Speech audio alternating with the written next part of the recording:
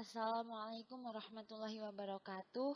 Di sini kami akan menjelaskan tentang tugas kami mengenai data flow diagram atau DFD tentang e-commerce toko sepatu online. Dengan saya sendiri Miftahul Munawaroh dan teman saya Zulfa Mutiatin juga Dian Ayu Rosita. Simbol yang digunakan, yang pertama external entity, kedua proses, ketiga arus data, keempat data store. List activity. 1. Konsumen melakukan pendaftaran member. Kedua, konsumen melakukan pembelian barang. 3. Konsumen mendapatkan nota atau kwitansi untuk bukti pembayaran. 4. Pemilik atau admin dapat melihat laporan data barang, laporan penjualan, dan laporan barang. Diagram konteks. Entitas sama dengan konsumen pemilik. Proses sama dengan sistem informasi penjualan online di DZM Shop.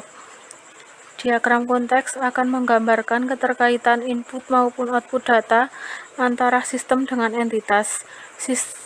Simbol yang terdapat pada diagram konteks ini yaitu persegi atau external entity, lingkaran atau proses, garis dengan tanda panah merupakan arus data.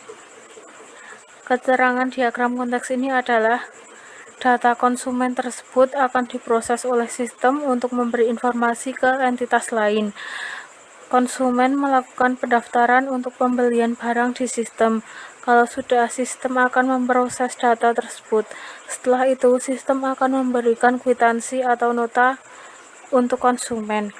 Selanjutnya, sistem akan memberikan laporan barang ke pemilik, disusul dengan laporan penjualan dan laporan data persediaan barang.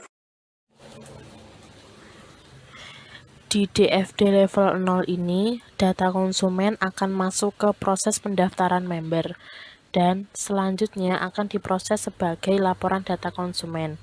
Laporan data konsumen ini nantinya akan diberikan ke pemilik. Setelah itu, data login konsumen akan masuk di proses pembelian barang. Selanjutnya akan dibuat laporan data barang. Kalau laporan data barang sudah ada, nantinya akan masuk ke pemilik dan sekaligus terdapat nota untuk konsumen itu sendiri. Di sini juga terdapat laporan data penjualan, yang dimana data yang sudah masuk saat pembelian barang akan diproses menjadi laporan data penjualan. Di sini konsumen akan diproses menjadi data konsumen. Selanjutnya, data konsumen akan dicek kelengkapan datanya. Kalau sudah, data konsumen tersebut akan dicetak menjadi laporan data konsumen. Laporan data konsumen ini akan diserahkan ke pemilik toko itu sendiri. Selanjutnya adalah DFD level 1 untuk proses 2.0 atau pembelian barang. Proses yang pertama adalah konsumen login sesuai username dan password yang dimiliki. Biasanya setelah login itu konsumen memilih barang terkait sepatu yang dicari. Nah, disitulah web server akan mencari barang yang diinginkan oleh konsumen. Bagaimana caranya? Dengan proses selanjutnya, yaitu mengecek persediaan barang yang ada di database barang. Jika barang tersedia, maka proses konsumen akan berlanjut ke proses input data pemesanan atau lebih mudahnya memesan barang. Jika sudah, maka akan diteruskan ke proses pembayaran. Yang terakhir adalah DFD level 2 untuk proses 2.4 atau pembayaran. Pertama, konsumen mendapat data pembayaran melalui database pembayaran.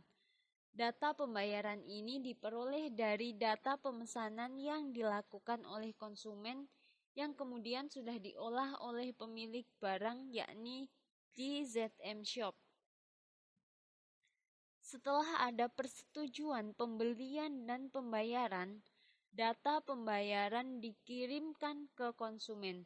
Selanjutnya, pemilik mendapatkan notifikasi atau laporan penjualan yang akan disimpan di database penjualan.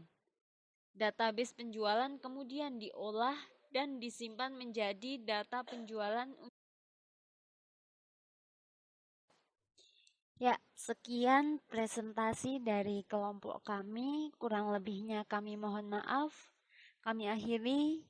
Billahi taufiq wal hidayah. Wassalamualaikum warahmatullahi wabarakatuh.